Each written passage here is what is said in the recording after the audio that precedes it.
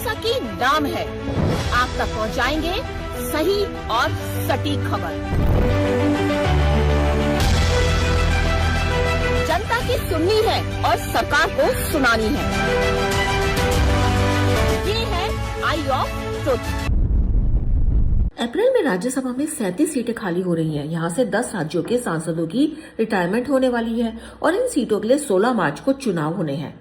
अब इन चुनावों को लेकर जहां बीजेपी बहुत ज्यादा उत्साहित लग रही है, वहीं कांग्रेस हैरान परेशान है। अब इस पीछे की वजह हम आपको बताते हैं। राज्यसभा में सदस्यों की गिनती को लेकर बीजेपी जहां लगातार मजबूत होती जा रही है, वहीं दूसरी तरफ पिछले कई चुनावों में यही देखा जा रहा है कि कांग्रेस कई सीटों पर जीतते जीतते सिर्फ क्रॉस वोटिंग की वजह से हार बैठती है। अपने नेताओं की दगाबाजी कांग्रेस को हार का रास्ता दिखा देती है और जब एक बार फिर अब राज्यसभा की 37 सीटें एक साथ खाली हो रही हैं, तो कांग्रेस को डर सता रहा है कि जिन सीटों पर उनकी जीत लगभग पक्की है, कहीं क्रॉस वोटिंग की वजह से फिर न बिगड़ जाए। इसलिए कांग्रेस की इस बार पूरी कोशिश रहेगी कि चुनाव में क्रॉस वोटिंग को रोक सके। आपको बता दें, इस साल पश्चिम बंगाल, तमिलनाडु, केरल, असम, पांडुचेरी में विधानसभा चुनाव होने वाले हैं। इसलिए कांग्रेस पूरी कोशिश में है कि विपक्षी एकता बनी रहे और ये मैसेज निकल कर जाए कि न केवल कांग्रेस पार्टी में सब ठीक ठाक है, बल्कि विपक्ष की एकता भी पूरी तरह से बरकरार है। दूसरी तरफ कई राज्यों में जहां राज्यसभा की सीटें खाली हो रही हैं, वहां खेला अभी से शुरू हो गया है। जैसे कि हरियाणा से किरण चौधरी और रामचंद्र जागरा का कार्यकाल 9 अप्रैल को खत्म हो रहा है। 90 सदस्यों से भरी हरियाणा विधानसभा सीट एक बीजेपी और कांग्रेस के खाते में जा सकती है, पर यहाँ कांग्रेस को पिछली बार की तरह क्रॉस वोटिंग का खतरा लग रहा है।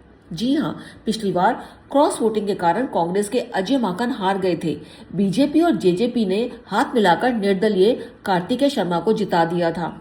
अब बात करें हिमाचल प्रदेश की, यहाँ 68 सीटें हैं और एक सीट के लिए चुनाव होना है।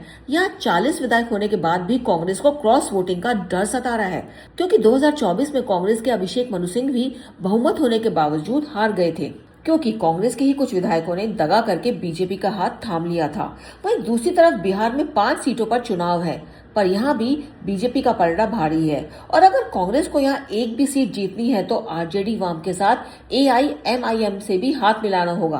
कुल मिलाकर यदि कांग्रेस को राज्यसभा में अपनी सीटें बढ़ानी है तो उसे कहीं ना कहीं झुकना भी पड़ेगा और पार्टी की फूट को रोककर एक एक कदम फूंक फूंक कर चलना भी पड़ेगा।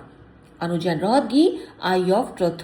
हमारे चैनल आई ऑफ ट्रुथ को सब्सक्राइब कीजिए YouTube पर, इसे फॉलो कीजिए Facebook पर, Instagram पर, Twitter पर और कू पर।